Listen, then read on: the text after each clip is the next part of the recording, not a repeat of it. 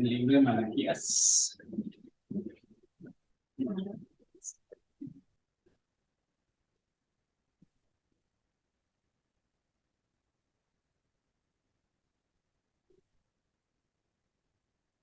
Capítulo 1, versículo 1 y 2.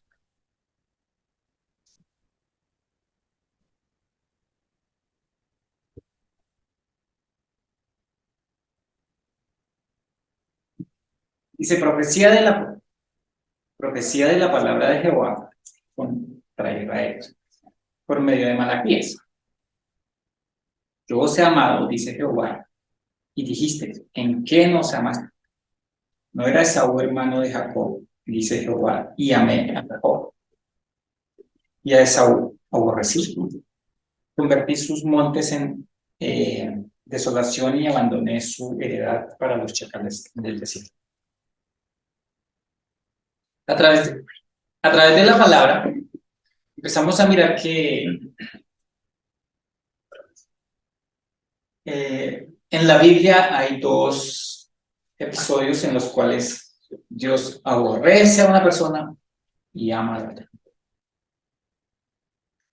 Entonces, ¿qué fue lo que, para mirar esto, lo que pasó con Esaú y Jacob? Vamos a ir a Génesis 25.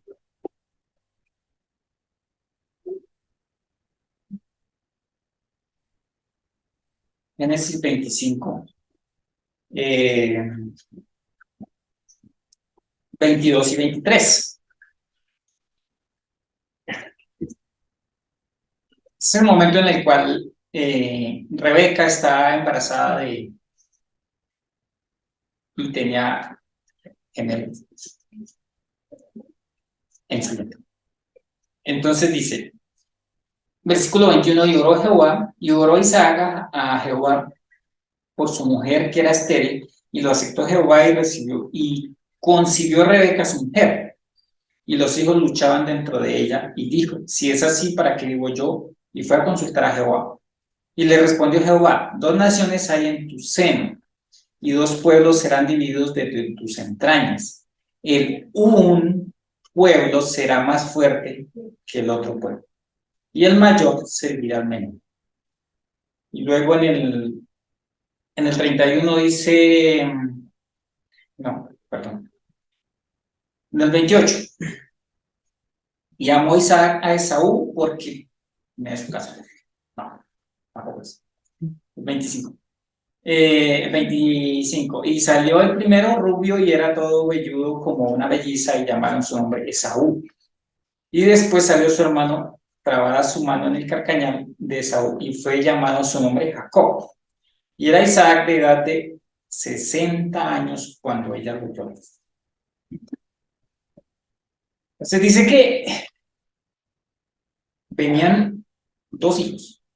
El primero salió y era Esaú. Pero resulta que a ese Esaú dice que en el versículo 31 parece que como él salió de primera, sería el primogénito.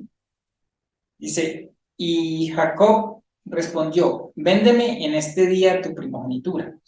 Entonces dijo Esaú, he aquí yo me voy a morir, ¿para qué pues me servirá la primogenitura?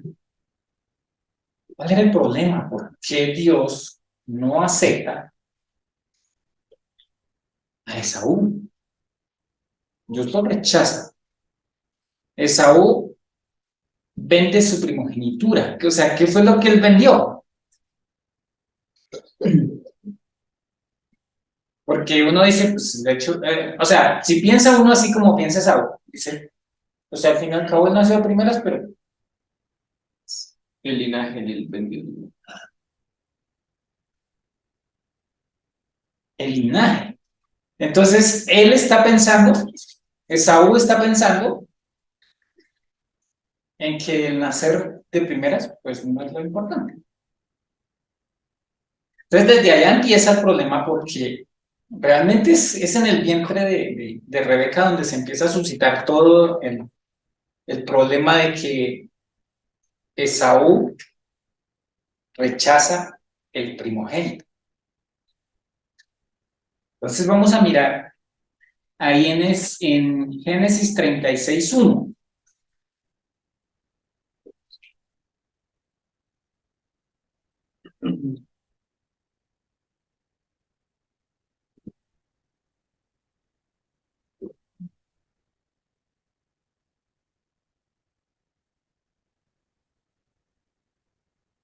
Dice, estas son las generaciones de Esaú, el cual es Edom. O sea que ahora ya no se llama Esaú, sino Edom. Los edomitas. Entonces hay una serie de nombres que son muy parecidos. Entonces están los edomitas, que son los descendientes de Edom, que es Esaú. Están los moabitas, que son los descendientes de la hija de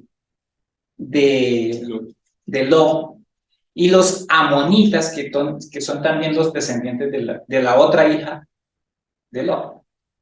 Son muy parecidos los nombres. Por eso uno como que se puede mirar y al fin, ¿cuáles son? Pues los edomitas, los edomitas son los descendientes de Saúl. Entonces, por eso es que a veces Dios le dice Esaú, a veces le dice Edom. Bueno, continuamos. Miremos Amós 1:11.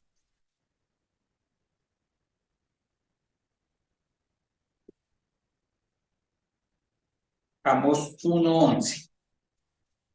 Dice, así ha dicho Jehová, por 3 pecados de Edom, y por el cuarto, no revocaré su castigo, porque persiguió a espada a su hermano y violó todo afecto natural, y en su furor le ha robado siempre, y perpetuamente ha guardado el rencor. Entonces, ¿qué fue lo que pasó? Resulta que cuando Israel sale de Egipto, tiene que venir de Egipto, y debía aquí le quedaba cerquita pasar acá, pero tenía que pasar por la tierra de Edom. Y entonces el rey de Edom les dijo, por aquí no pasan.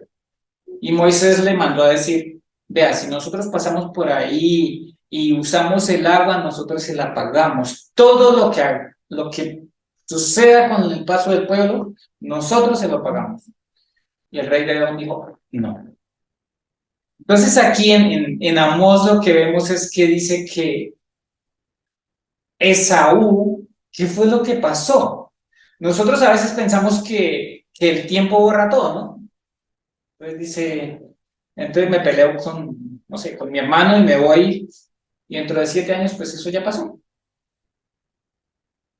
Pero resulta que no. Dice que esto fue perpetuamente, o sea, ha estado ahí. O sea que Esaú, ¿qué hizo? Le comentó lo que había pasado, pero le comentó desde su punto de vista, porque ¿quién fue el que vendió la primogenitura? Pues él. Pero él, ¿qué está pensando? Que Jacob se la robó. Y entonces eso se lo transmitió a sus hijos. Y los hijos de sus hijos, y todos ellos siguieron con ese pensamiento en que Jacob los había robado. Pero si fue el que la vendió. ¿Saben que eso hace mucho daño a los hijos cuando se empiezan a comentar los problemas que no son tan trascendentales?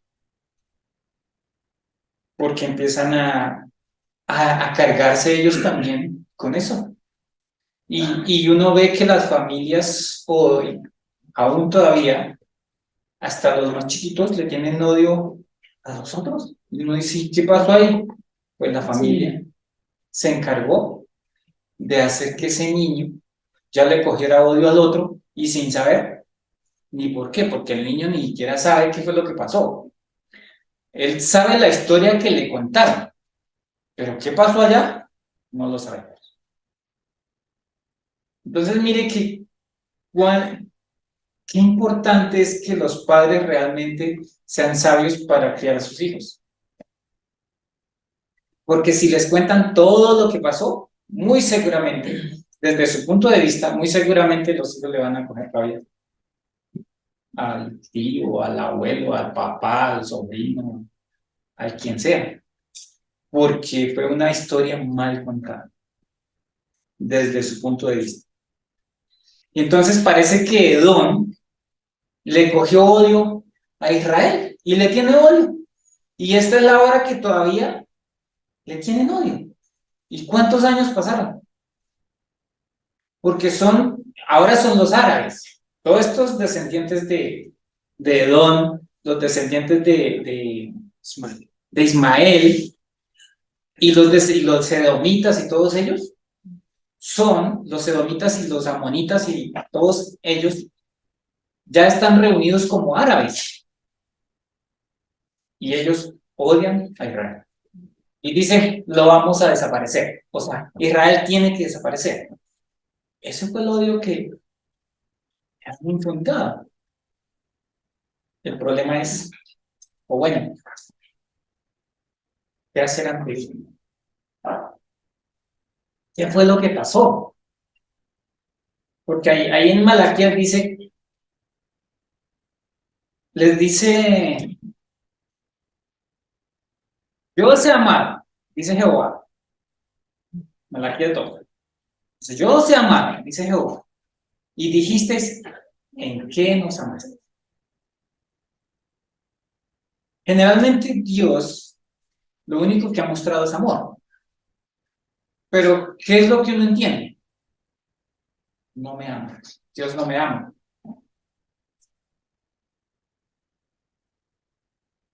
Dice, no era Esaú, hermano de Jacob, dice Jehová, y amé a Jacob, y a Esaú aborrecí. ¿Qué es que Dios aborrece? A Esaú. Vamos a mirar otro episodio que pasó con eso. En Génesis capítulo 4.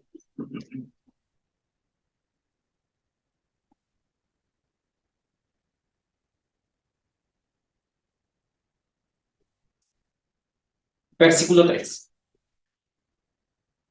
Dice, aconteció que andando el tiempo que Caín trajo del fruto de la tierra una ofrenda a Jehová. Y Abel trajo también de lo primogénito de sus ovejas y de lo más gordo de ellas, y miró Jehová con agrado a Abel y a su ofrenda. Pero no miró con agrado a Caín y a la ofrenda suya. Y se ensañó Caín en gran manera y decayó su semblante. Entonces, aquí es el mismo episodio, con diferentes personajes.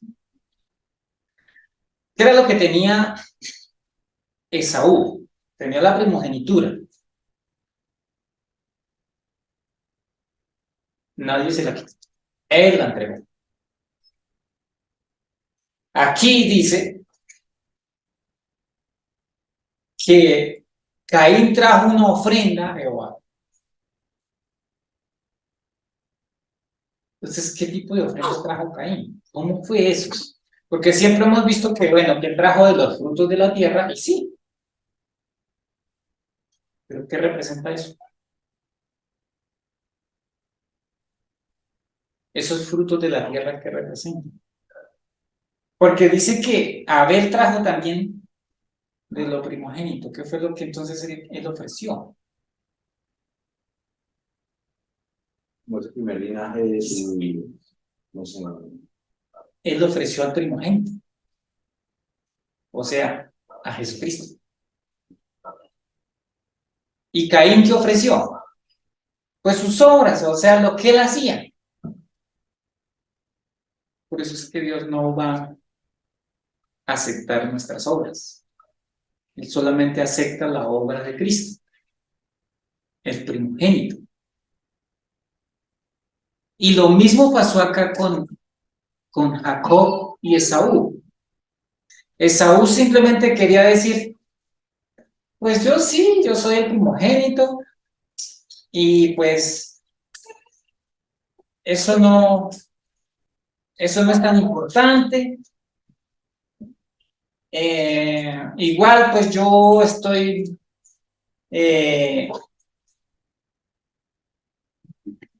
viendo de mi padre que está viejito, que ya no puede ver. Entonces yo voy, mato, le traigo. Voy, mato, traigo y le doy de comer a él y lo cuido. Esa es mi obra.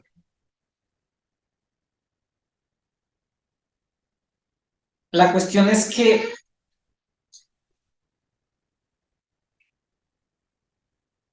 Esaú dice, yo hoy le vendo mi primogénito. ¿Qué fue lo que él vendió?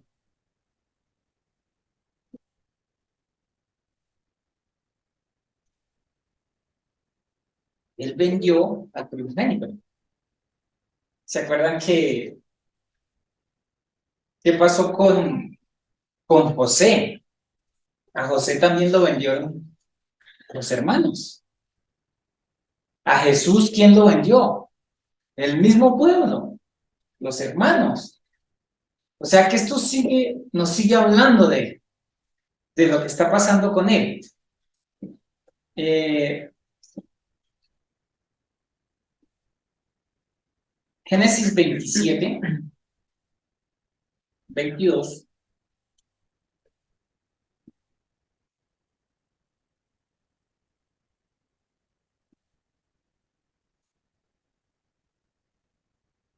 Aquí fue el momento en el cual Isaac va y engaña a su padre para que le dé la bendición de la primogenitura. Y dice, y se acercó Jacob a su padre Isaac, quien le palpó y le dijo, la voz es la voz de Jacob, pero las manos de Saúl. Y no lo reconoció porque sus manos eran vellosas como las manos de Saúl. Y le bendijo. Y dijo, ¿eres tú mi hijo, Esaú? Y Jacob respondió, yo soy. Jacob no era el primogénito. ¿Pero qué hizo? ¿Qué hizo Jacob? Se vistió de primogénito para que el padre lo aceptara. O sea, que es lo mismo para nosotros hoy. Necesitamos vestirnos de Cristo para que el Padre nos acepte, que es el primogénito. Si no nos vestimos de Él, no hay aceptación.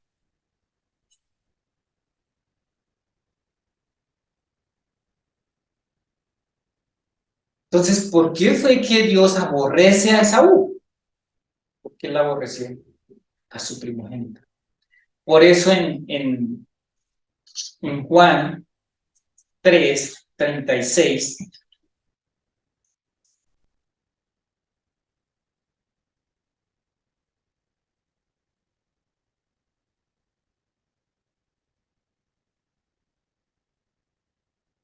dice, el que cree en el Hijo tiene vida eterna, pero el que rehúsa creer en el Hijo no verá la vida, sino que la ira de Dios está sobre él.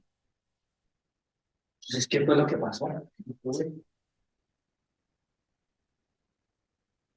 Es que desde allá, desde el mismo principio, tanto Caín como Esaú aborrecieron al primogénito, aborrecieron a Jesús. Y por eso es que Dios dice, no los creen. La ira de Dios está sobre él. Y es interesante porque ahí en Malaquías, regresamos allá, dice, cuando Edom dijere, nos hemos empobrecido, pero volveremos a edificar lo arruinado. Así ha dicho Jehová de los ejércitos. Ellos edificarán y yo les destruiré. Y les llamarán territorio de impiedad y pueblo contra el cual Jehová está indignado para siempre.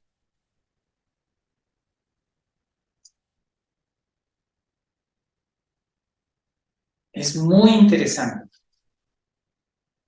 que sigue todo el proceso Pero más adelante podemos ver que Dios tiene misericordia aún de esos edomitas si creen en Jesucristo, tienen la salvación.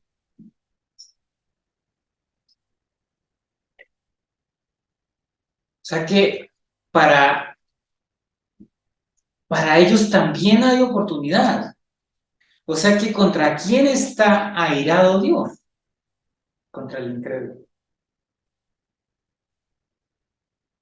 No importa dónde esté, pero la ira de Dios está sobre el incrédulo.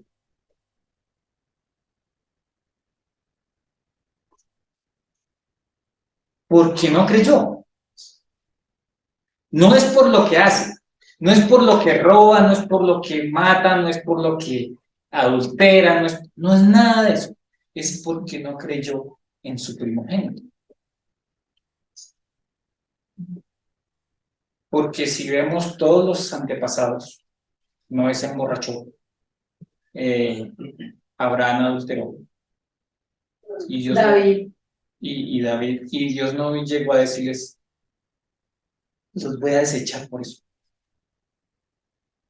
porque el primogénito ya había pagado.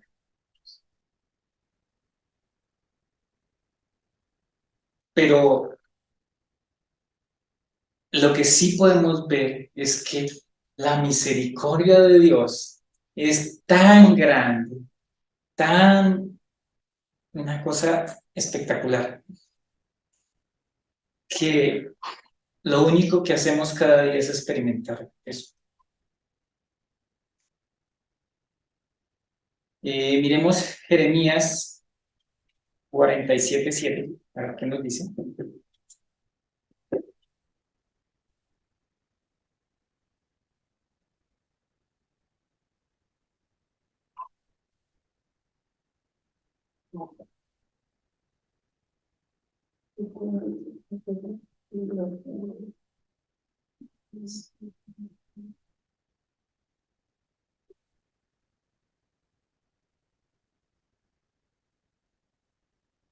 Es 49:7. Qué pena.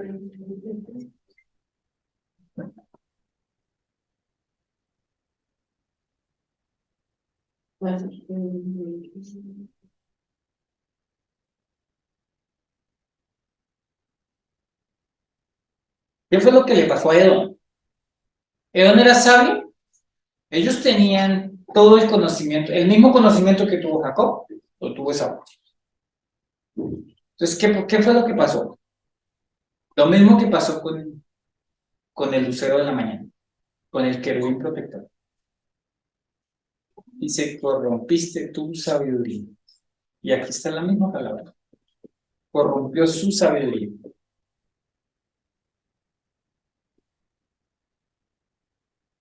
O sea que todo eso ese conocimiento que ellos habían adquirido de los padres, lo torcieron para mal.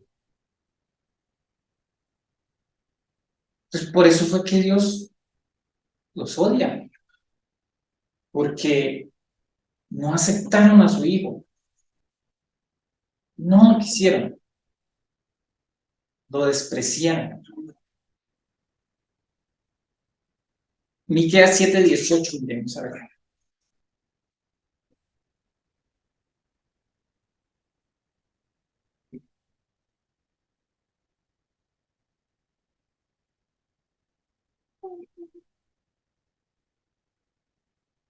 ¿Cuál es el remedio para eso?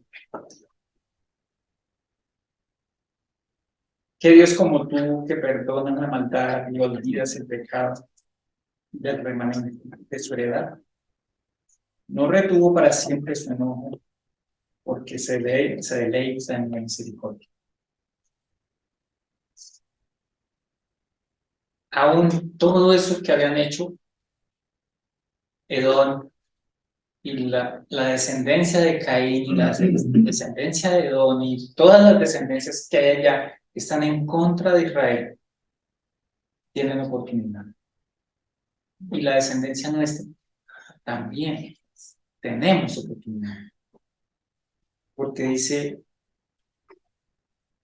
que Dios como tú, que perdonas la maldad y olvidas el pecado del remanente de su heredad.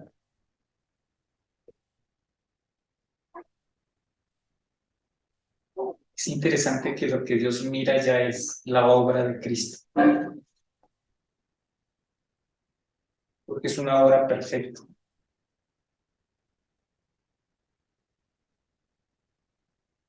Y esa formación que está haciendo en nosotros es una formación perfecta,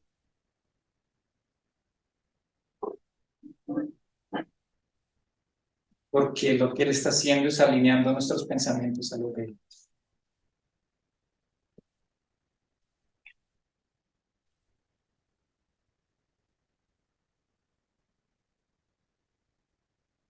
Y qué bonito poder entender que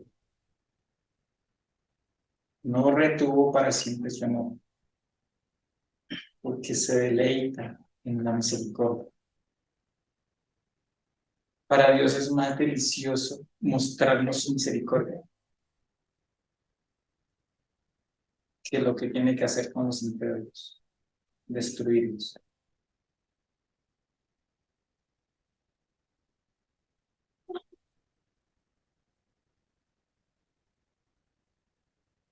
Porque perdona la maldad y olvida el pecado. Regresamos a Malaquías.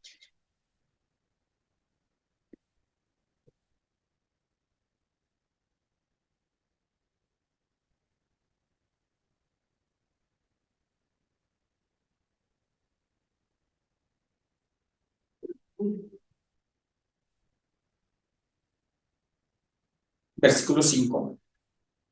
Y dice, vuestros ojos lo verán y diréis, sea Jehová engrandecido más allá de los límites de Israel. Ellos querían construir sus casas, querían volver a hacer sus ciudades, y Dios les enviaba la destrucción y los acababa. ¿Con qué propósito era? Les destruía las casas, les destruía las cosechas, todo lo que ellos hicieran. ¿Y cuál era el propósito? Que ellos pudieran ver lo grande que es Dios. Se volvieron a Dios.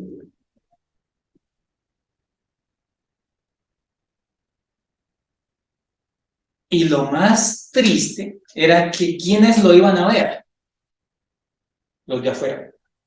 Porque dice, y vuestros ojos lo verán, y diréis, sea Jehová engrandecido más allá de los límites de Israel. O sea, que las personas de afuera iban a ver, ¡ah! Ese Dios es fuerte. Ese Dios vale la pena tenerlo. Porque es que me he dado cuenta que responde las oraciones. Porque me he dado cuenta que lo sostiene. Porque me he dado cuenta que es poderoso. Y a él, a pesar de que lo que le pase, ahí está de pie. Eso van a ver las personas de afuera. ¿Por qué? Porque es una obra que está haciendo el primogénito.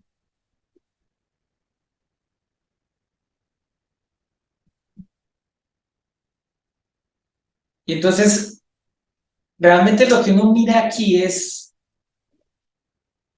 un Dios tan grande porque está diciéndole a la gente, o sea, la gente está argumentando, diciendo, no es que Dios no nos ama. Y eso pasa hoy. Si un Dios de amor no puede mandar, no sé, una calamidad. Un Dios de amor no puede hacer eh, eh, que se caiga un avión, o que se estrelle un bus o algo así, ¿no? Un Dios de amor no hace eso. Es lo que dice la gente. Pero es argumentando, porque realmente lo que la gente ha podido experimentar es el amor de Dios.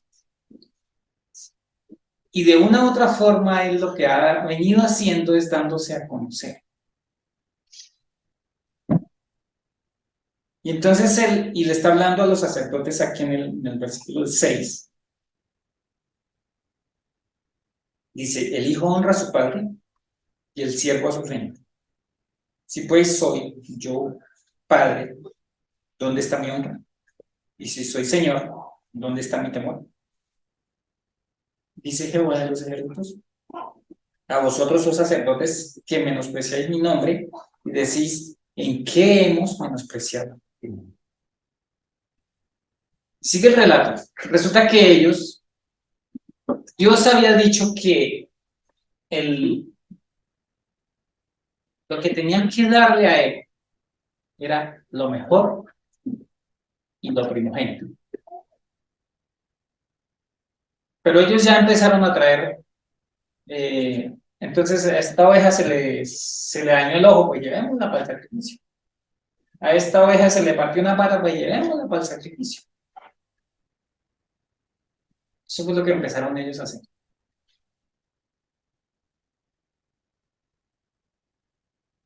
Y para ellos esto estaba bien, pero resulta que para Dios no, porque él había pedido era el primogénito, lo perfecto, porque eso habla de Cristo, de su Hijo. Entonces, si ellos empezaron a hacer eso, entonces obviamente Dios les dice, pues son mis hijos, ¿por qué no me honran? Yo soy su Señor, ¿por qué no me temen?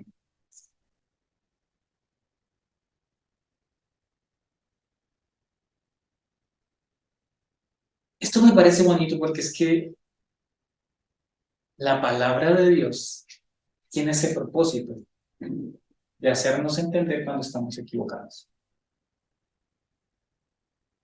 Porque para eso nos dejó Dios su palabra, para que podamos entender el camino en que debemos andar.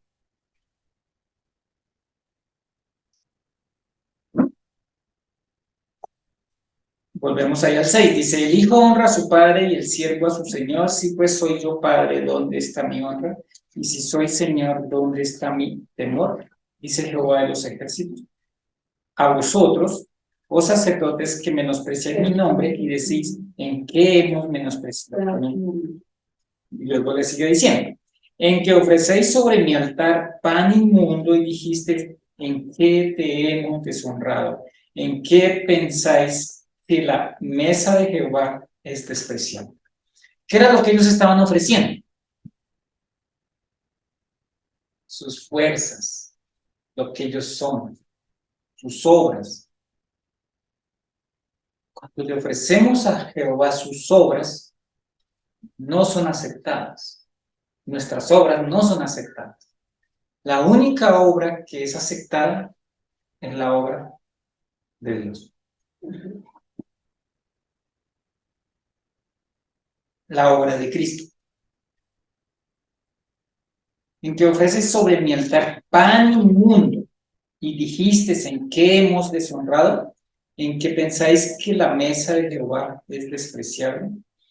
Cuando ofrecéis el animal ciego para el sacrificio, ¿no es malo? Asimismo, cuando ofrecéis el cojo o el enfermo, ¿no es malo? Preséntalo pues a tu príncipe. ¿Acaso se agradará de ti? ¿O le será acepto? Dice Jehová de los ejércitos. Si uno va a llevar el presente al presidente y le lleva una oveja tuerta, ¿será que se la recibe? O una oveja que tiene una pata partida, no se la recibe.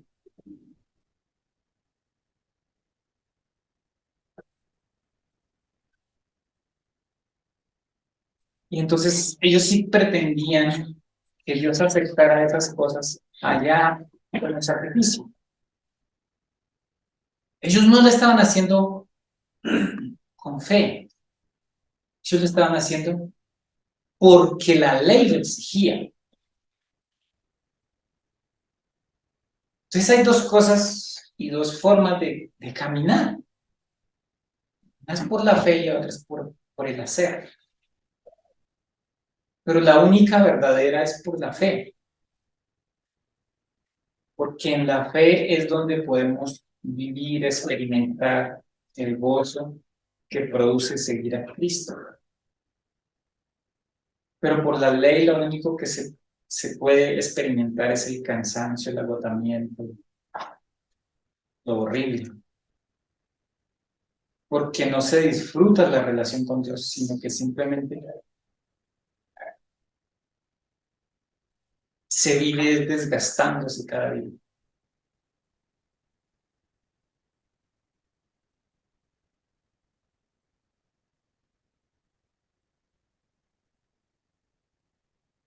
Versículo 9, creo que es lo más importante. Dice, ahora puedes orar por el favor de Dios para que tenga piedad de nosotros. Pero ¿cómo podéis agradar si hacéis estas cosas? Dice Jehová de los ejércitos. ¿Qué es lo que le está diciendo al pueblo? Oren por el favor de Dios. ¿Cuál es el favor de Dios? La salvación.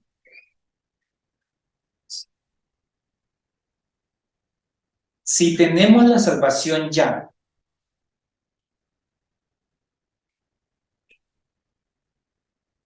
no empezamos a caminar por el hacer, ahora caminamos por el creer. Pero si no tenemos la salvación, entonces necesitamos eso, porque lo contrario es una vida muy difícil. Realmente no es vida.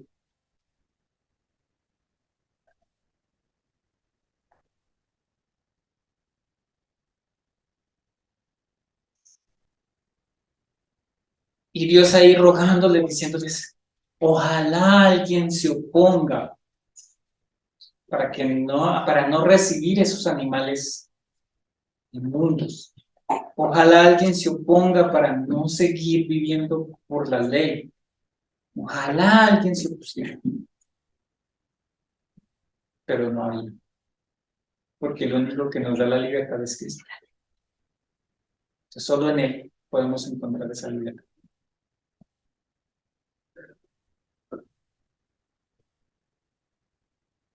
Vamos a orar. Padre, muchas gracias por este tiempo. Gracias por tu palabra. Gracias porque tu misericordia y tu amor nos alcanza cada día. Y de verdad que lo único que podemos experimentar es esa gracia tan maravillosa en el caminar con tu Hijo Jesucristo. Gracias porque Él es el que nos enseña, nos guía, nos hace entender todo lo que debemos de caminar.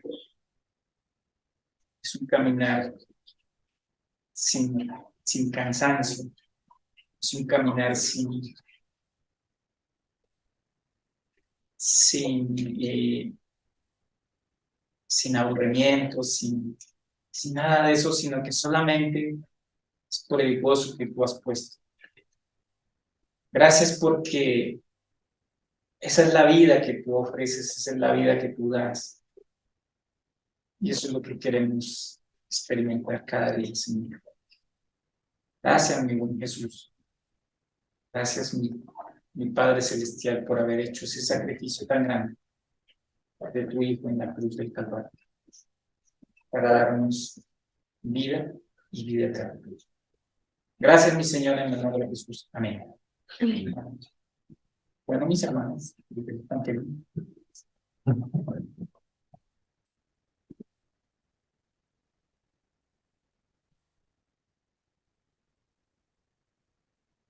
bueno, vamos a orar y darle gracias al Padre por este tiempo.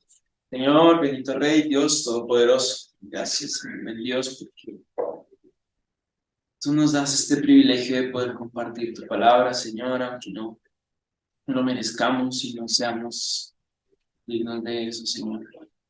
Pero gracias por tener misericordia, gracias porque por medio de tu justificación y santificación hacia nosotros, Señor, podemos hoy acercarnos.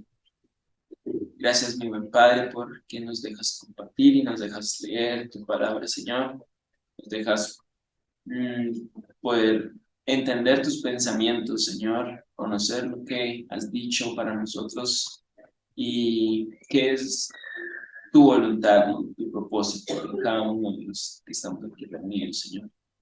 Gracias, mi buen Padre, por este tiempo que nos dejas compartir. Sé tú el único que nos hable y nos enseñe. En tu nombre oramos. ¿Ustedes se acuerdan de un evento que pasó hace un tiempo que fue el Chapo Guzmán? ¿Ustedes se acuerdan de él? Sí. ¿Qué pasó con él? Se escapó de una prisión de máxima seguridad, ¿sí? Y no era la primera vez, era la segunda vez que lo hacía, ¿cierto? Tipo, ya tenía como una experiencia en escapar de prisiones. Y es que nosotros normalmente, como humanos, nos gusta escapar de las cosas que creemos que son malas para nosotros.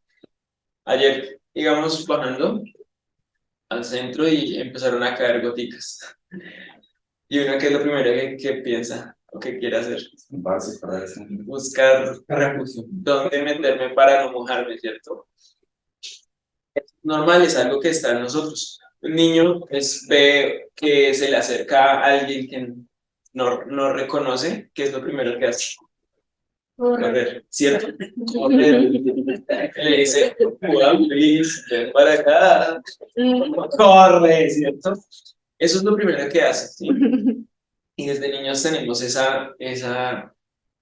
como ese instinto de correr ante el peligro o ante las situaciones. Vamos a ver un ejemplo parecido en donde alguien huyó de una situación rara. Y por eso vamos a ir al libro de Génesis, capítulo 29.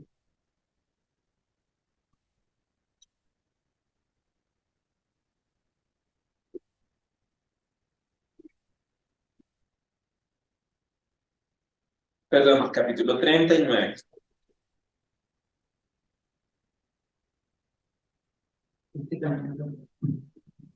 Ese también huyó, sí. Capítulo 39. Así varios huyeron, ¿no? A ver.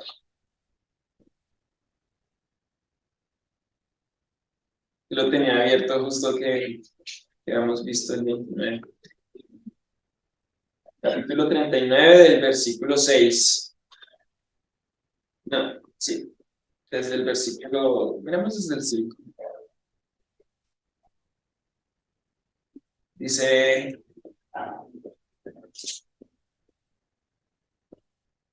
mirémoslo desde el 3.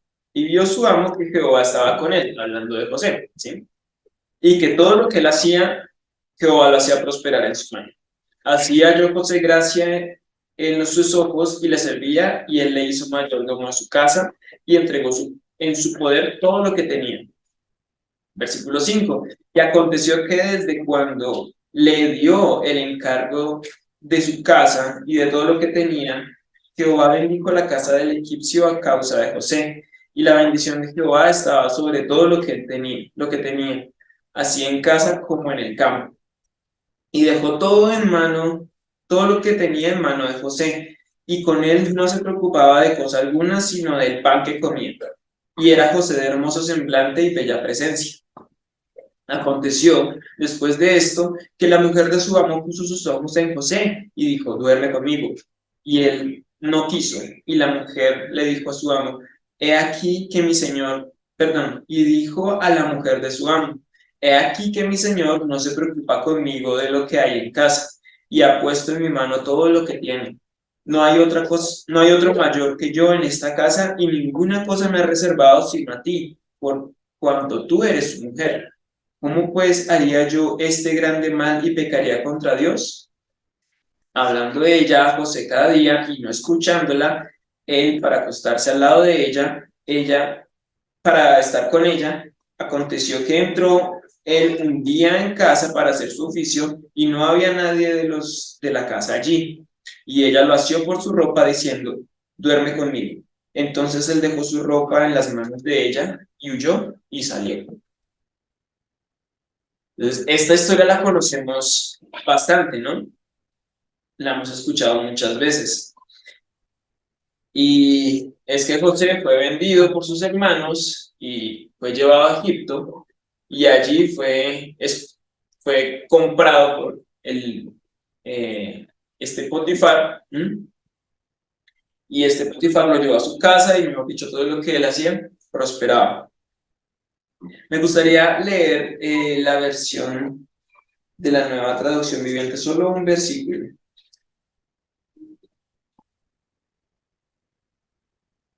Versículo 12 dice, ella llegó, lo agarró del manto y le ordenó, vamos, acuéstate conmigo.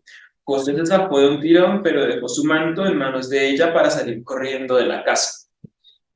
El manto, ¿saben qué es el manto? Una vestidura. Era como lo que se ponían encima de todo, ¿cierto? Normalmente el manto en la palabra tiene varios significados, pero uno de ellos es como trasladar el poder a alguien, ¿sí? Cuando Elías fue llevado por el carro de fuego, él dejó su manto y lo tomó Eliseo, y a partir de ese momento él era ahora el profeta que reemplazaba a su maestro, ¿sí? En este caso, Potifar le dio toda la autoridad a José sobre su casa. Él tenía absolutamente toda la autoridad. Entonces, ese manto en cierto modo representaba la autoridad que él tenía sobre la casa, la diferencia que tenía frente a los demás siervos, ¿sí? Y él, si se dan cuenta, que hay algo muy bonito, porque él, en su momento, en el momento en que estuvo en esta situación, él no le importó y él dejó tirado ese manto que representaba su autoridad para escapar de la situación. Él sabía que a partir de este momento ya no iba a poder tener el mismo estatus en esa casa como lo tenía antes. Y prefirió dejar su estatus y la autoridad que le fue dada por no pecar contra Dios. Es interesante que nosotros a veces tratamos de huir es de las cosas que pensamos que nos quitan el estatus, en lugar de huir de pecar contra el Señor. Vamos a ver ciertos ejemplos en donde el Señor nos muestra cuándo hay que huir y cuándo no. Porque no siempre se trata de huir.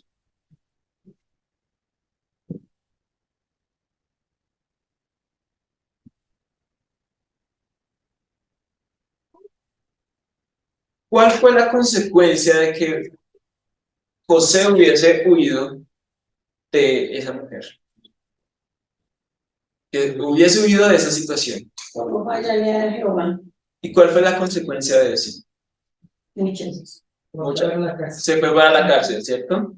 Y allá estuvo en la cárcel. ¿Y él huyó de la cárcel? No hay salas del Chapo, ¿cierto? Él se quedó en la cárcel y permaneció allá. ¿Y cuál fue el resultado de eso? Conocemos esta historia. Que Dios le sacó otra vez a esa situación. ¿Cuál fue el fruto de todo eso? ¿En qué Dios estaba pensando? Que iba a venir un sueño. En hacer algo más allá, ¿cierto? Iba a haber escasez en la tierra, en toda la tierra conocida, ¿sí? Y en esa tierra, Dios quería a alguien a través del cual pudiera dar un fruto de redención a la tierra que iba a pasar por una situación de escasez. Entonces, aquí hay dos cosas importantes, porque José huyó de la situación donde iba a pecar contra el Señor, pero permaneció firme en medio de la dificultad, no huyó de ella. ¿Y qué fue el resultado de eso? Redención. Otra vez, huir del pecado contra Dios, firme ante las circunstancias, redención. Vamos a ir al libro de Ruth, capítulo 2.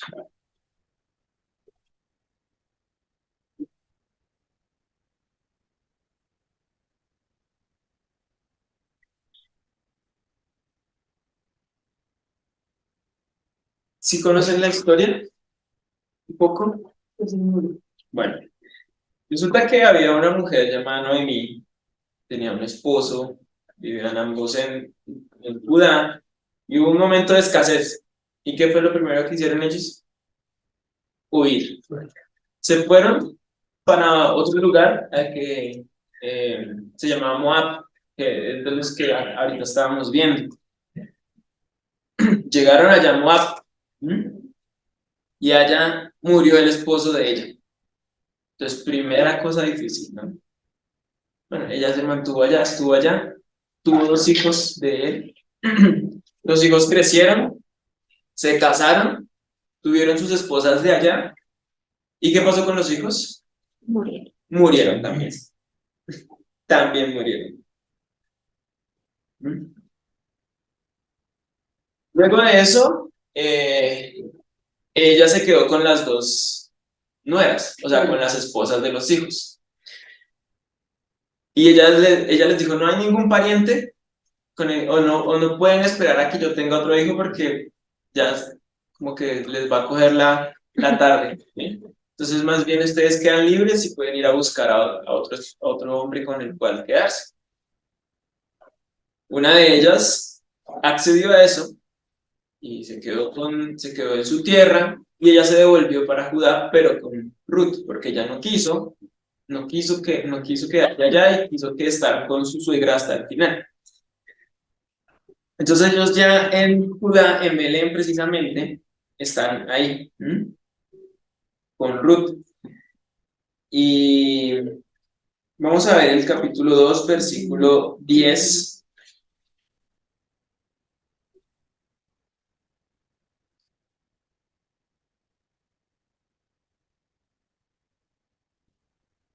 Porque ella le propone a la suegra, bueno, como no hay mucho que comer, entonces nosotros vamos a ir, yo voy a ir a recoger las migajas de los que están cosechando, lo que quede por ahí, yo lo recojo y lo traigo para tener algo que comer. Ella fue a un campo, y ese campo era de este señor que se llama Booz, y allá él la vio haciendo eso, y entonces le dio el permiso para que lo hiciera con, como con más autoridad, ¿sí? Como si fuera otra de las sirvientes del campo. Entonces ella, en agradecimiento, dice el versículo 10. A ver, ¿qué dice la otra versión? Ella, entonces, bajando su rostro, se inclinó a tierra y le dijo, ¿por qué he hallado gracia en tus ojos para que me reconozcas siendo yo extranjera?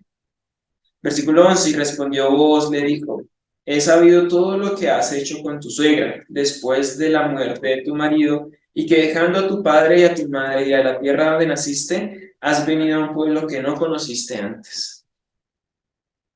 Jehová recompense tu obra y tu remuneración sea cumplida de parte de Jehová Dios de Israel, bajo cuyas alas ha venido a refugiar. Entonces, ella tenía toda la libertad para haberse quedado en su tierra con sus papás, donde la gente que conoce, donde se siente cómoda. Pero ¿qué hizo? Se mantuvo Firme con su suegra. con su suegra, ¿cierto? Y estuvo todo el tiempo ahí. Y bueno, más adelante uno se da cuenta que el Señor la bendice mucho porque ella es la abuela de David. Entonces, ella es la bisabuela de David. Sí, bisabuela de David. Y ellos ella termina siendo parte de la descendencia, de la ascendencia del Salvador. Y uno ve, wow, o sea, ¿qué fue lo que sucedió? Ella renunció a su tierra, a su familia, a su padre y madre, por estar acompañando a la mamá de la que fue su esposo. Y vemos que Dios, ¿qué hace con esa decisión? Él hace una redención de su familia. De hecho, más adelante vamos a ver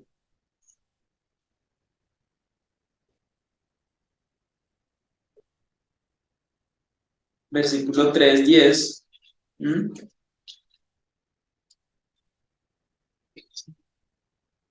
Y él dijo, bendita seas tú de Jehová, hija mía, has hecho mejor tu postrera voluntad, tu postrera bondad que la primera, no yendo en busca de jóvenes, sean pobres o ricos. Ahora pues, no temas, hija mía, yo haré contigo lo que tú digas, pues toda la gente de mi pueblo sabe que eres mujer virtuosa.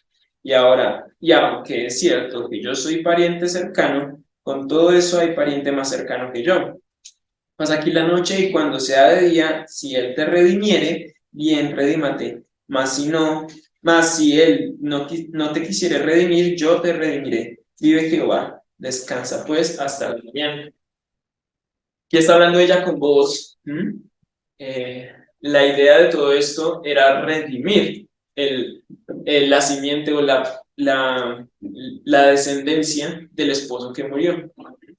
Entonces, ella tenía que, o bueno, digamos que la tradición hablaba de que el pariente más cercano era el que tenía que tomarla por mujer. Él le dice que hay otro pariente más cercano, pero finalmente él dice que no, él no quiere eso. Entonces él la toma por mujer y realmente redime, hay una redención familiar. Y es por la cual viene el linaje del Salvador. ¿Mm? Entonces, ante tanta dificultad que esta mujer pasa, tiene que suplir la pérdida de su esposo. Ante esa primera cosa yo ya hubiera oído, ya se murió, entonces, señora como que no, de mala suerte, se le muere el esposo, se le mueren los hijos, pero no. Hay un sentido de firmeza. Vamos a ver otro ejemplo en Juan capítulo 6.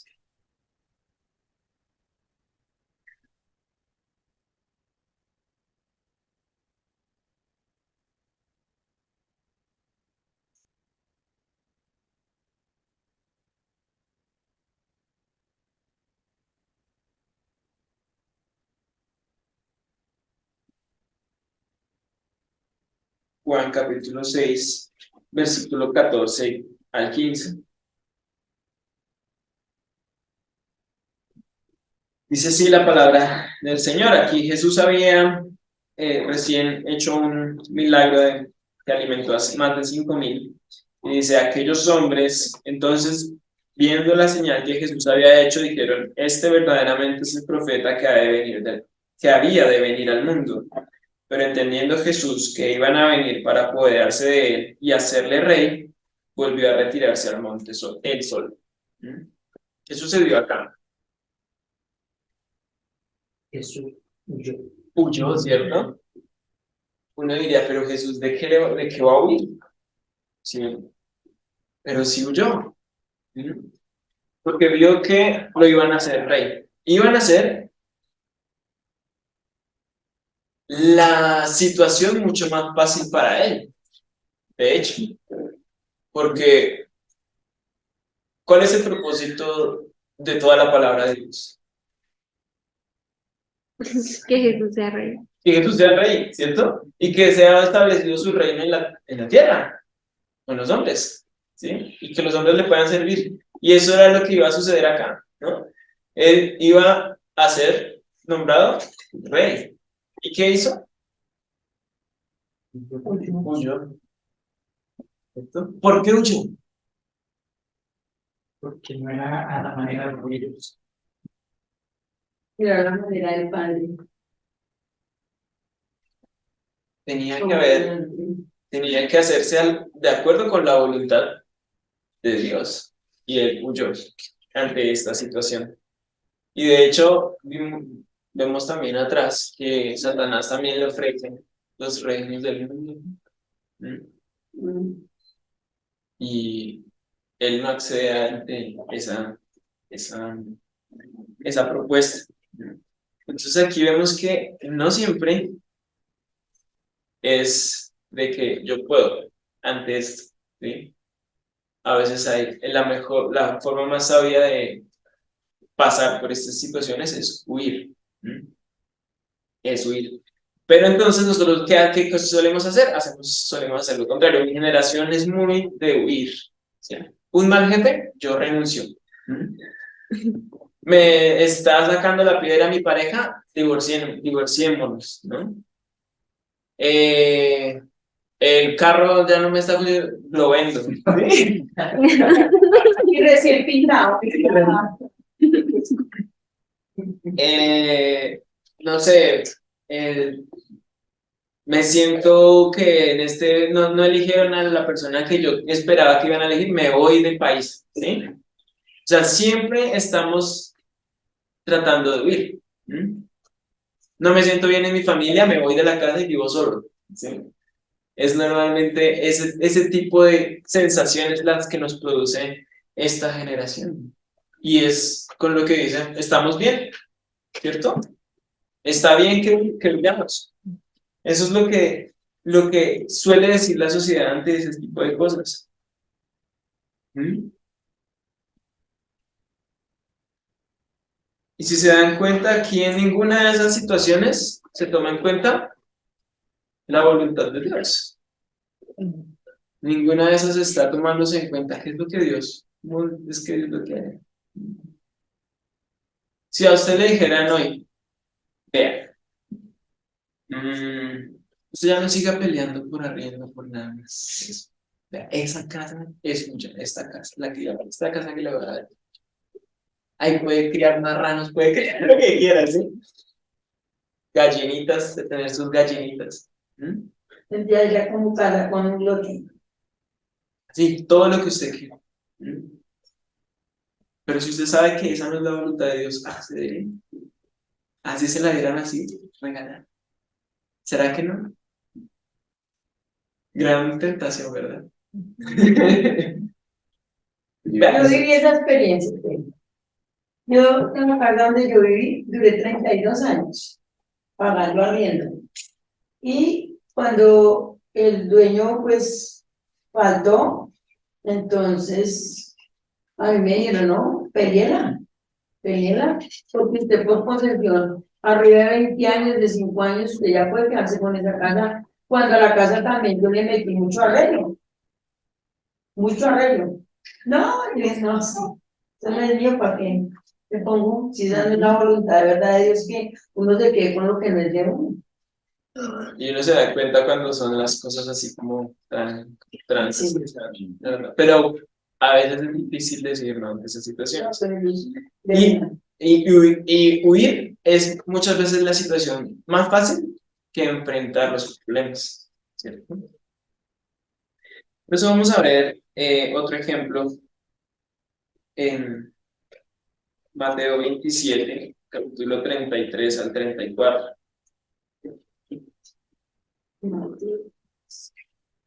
Mateo 37. Ah, ¿qué dije? 27. 27. 27. 37 no existe. 27. Del 33 al 34.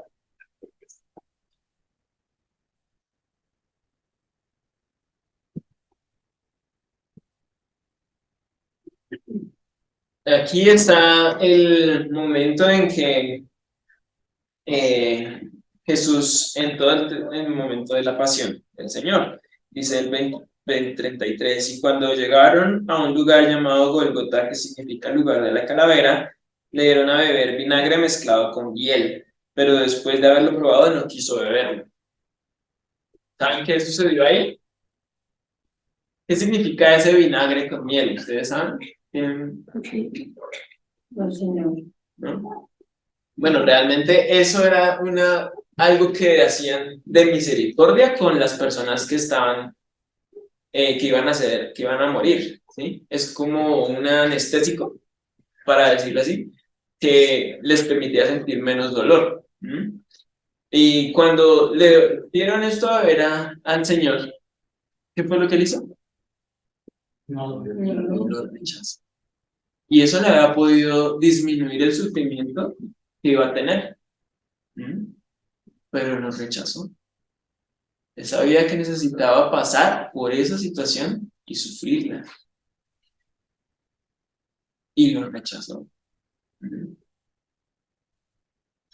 Es interesante, ¿no? Y ahí vamos a ver un poquito más abajo, el 39.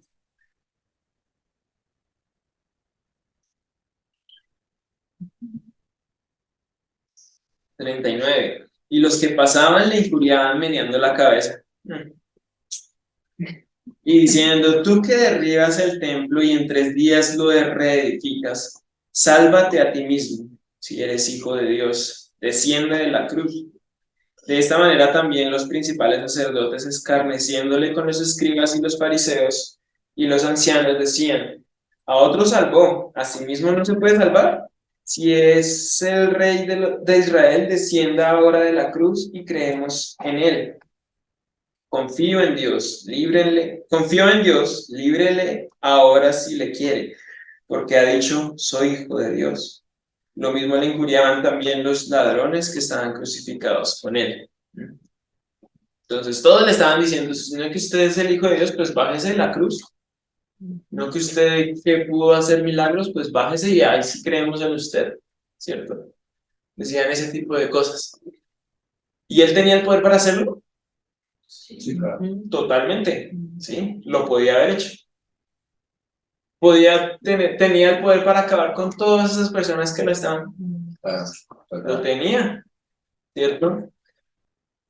¿Tenía el poder para dejarle la boca cerrada a todos? Lo tenía, ¿cierto? ¿Y por qué no lo hizo? Era la voluntad del Padre. Había que permanecer firme en esa situación difícil. Entonces vemos aquí cómo el Señor enseña que nosotros tenemos que aprender a huir, pero también a estar firmes. Porque normalmente de esas situaciones de dolor es las que queremos huir. Pero de las situaciones en las que iba a haber placer, en esas queremos estarnos firmes, ¿cierto?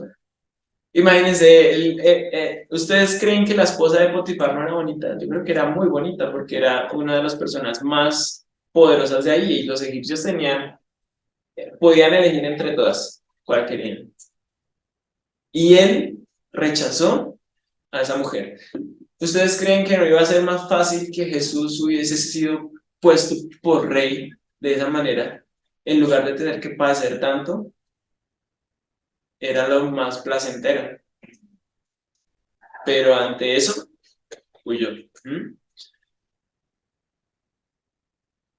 Y de hecho es algo similar, ¿no? Porque él se despojó de esa autoridad, podría decirse, que ellos ya le querían dar, ¿sí? La autoridad de ser rey. Se despojó de la autoridad y allá terminó en la cruz. Y en la cruz padeciendo. ¿Cuál fue el fruto de haber huido en el momento en que Jesús huyó y de haber permanecido firme en el momento en que lo permaneció? ¿Cuál fue el fruto de eso? La gloria de Dios. ¿Y qué representa eso para nosotros? Redención, ¿cierto? Entonces vemos que cuando se huye en el momento en que se debe huir y se está firme en el momento en que se debe estar firme, eso da redención. Pasó con José, pasó allí con Ruth y también pasó con el Señor. Él, por toda la obra que hizo en relación con la voluntad del Padre, por eso es que podemos tener hoy redención. Y la redención es salvación. Entonces a veces nosotros nos queremos perder de esos frutos.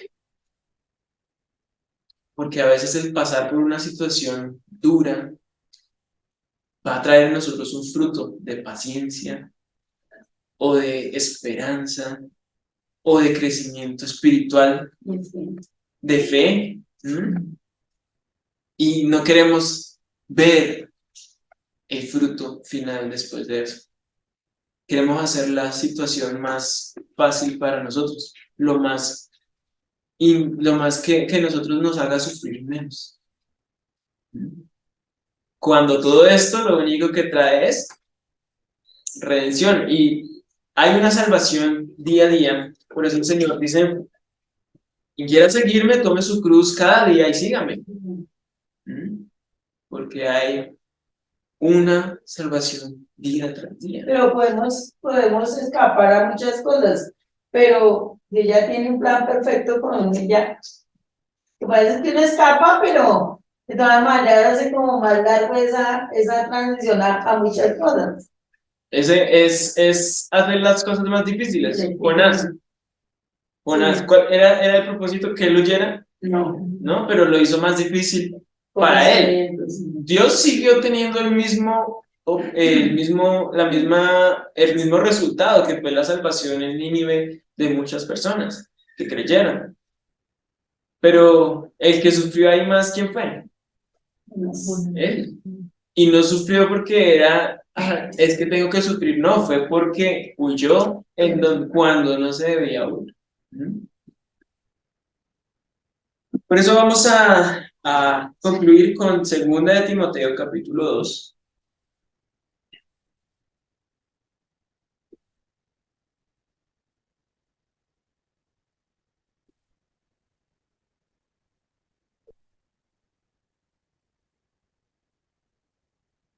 Segunda de Timoteo, capítulo 2, desde el versículo 1. Dice así la palabra del Señor: Tú pues, hijo mío, esfuérzate en la gracia que es en Cristo Jesús. Lo que has oído ante mí, lo que has oído de mí ante muchos testigos, esto encarga a hombres fieles que sean idóneos para enseñar también a otros. Tú pues, sufre penalidades como buen soldado de Jesucristo. Ninguno que milita se enreda en los negocios de la vida a fin de agradar a aquel que lo tomó por soldado. Y también el que lucha como atleta no es coronado, sino lucha legítimamente. El labrador, para participar de los frutos, debe trabajar primero. Considera lo que te digo y el Señor te dé entendimiento en todo. No podemos esperar el camino fácil. No podemos esperar la vida fácil, porque aquí también lo dice, ¿no? El labrador tiene que trabajar primero para poder ver los frutos de lo que está sucediendo, de lo que sembró. El atleta tiene que luchar limpiamente para poder ser coronado campeón, ¿sí? Entonces, de esto se trata. Nosotros somos sus hijos, es cierto, pero también somos sus soldados.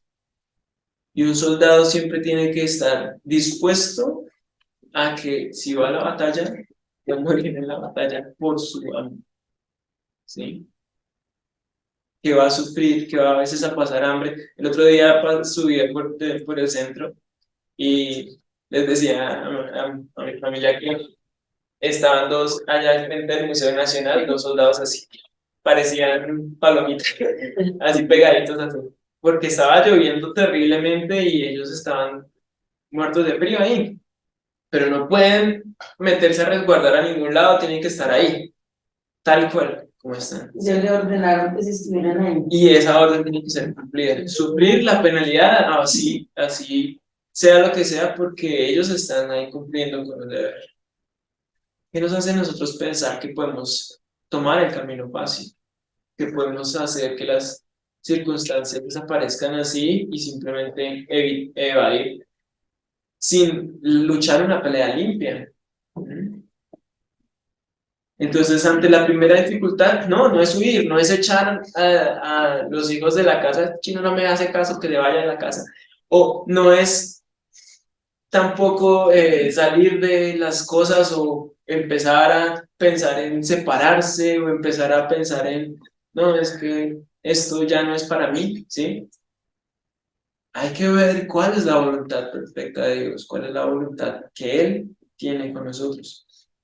Y de hecho ahí mismo en Timoteo, en ese mismo capítulo, en el versículo 22, también le enseña a huir. Dice: huye también de las pasiones juveniles y sigue la justicia, la fe, el amor y la paz con los que de corazón limpio invocan al Señor. Entonces hay dos cosas: estar firme ante las situaciones duras, pero huir del pecado, huir de esas situaciones que van a atentar contra mi amo, que van a hacer que yo lo desagrade. Sí. ¿Y eso qué trae al final? ¿Qué trae al final? Eso. que huir del pecado, pues recompensa. Ujú. Vean, el versículo 25. Bueno, desde el 24, porque el siervo del Señor no debe ser contencioso, sino amable para con todos, apto para enseñar, sufrido, que con mansedumbre corrija a los que se oponen, por si quizá Dios les conceda que se arrepientan para conocer la verdad. ¿Qué trae? Redención. Entonces, hermanos, este es un llamado para que aprendamos a usar esa armadura que Dios nos dio para permanecer firmes y poder saber en qué momento tenemos que huir. Porque eso siempre va a traer redención, va a traer salvación. Eso siempre va a traer salvación, por eso es importante aprenderlo a hacer, porque a veces no se trata solamente de poder, no sé, salir a la calle a gritar que el Señor lo salvó, sino también nosotros podemos con nuestra vida traer salvación. Por eso se dice que uno debe ver cuando uno va a pelear con el marido, dice, para pelear se necesitando chavo. Después me arrepiento de lo que le voy a decir, entonces, no, salgo volada. Pues claro que con mi Y la salvó de una pelea. Sí, claro, y es que es verdad. Porque uno a veces con rabia dice palabras que pueden ofender y las palabras quedan como ahí marcadas. Pues claro que nos da como tan rápido. Bueno, vamos a orar y a darle gracias al Señor por su palabra.